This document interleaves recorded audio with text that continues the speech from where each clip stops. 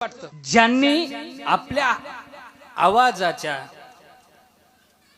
हाताच्या कलेनं महाराष्ट्र गाजवलेला आहे, ज्यांनी पखवाज वाजवताना सगळ्या जगांना आनंद दिला, कीर्तनात जेवढे काही भक्तगण येतात त्यांना आनंद दिला, पण जाताना आपल्या कुटुंबाला दुःख देऊन गेले।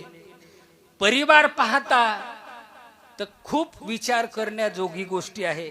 आमचे दत्ता महाराज मुडेकर आणि माऊली महाराज बोर्डीकर वारकऱ्याची आणि पाठीमागे साथ करणाऱ्या कलाकाराची परिस्थिती हालाकीची असती। एखादा कीर्तनकार 25,000 घेईल, 30,000 घेईल, लाख रुपये घेईल, पण माझा पाठीमागचा वारकरी दिले तेवढ्यातच परिस्थितीमध्ये समाधान राहील। म्हणून माऊली आणि दत्ता महाराज यांची परिस्थिती खूप हालाकीची आहे।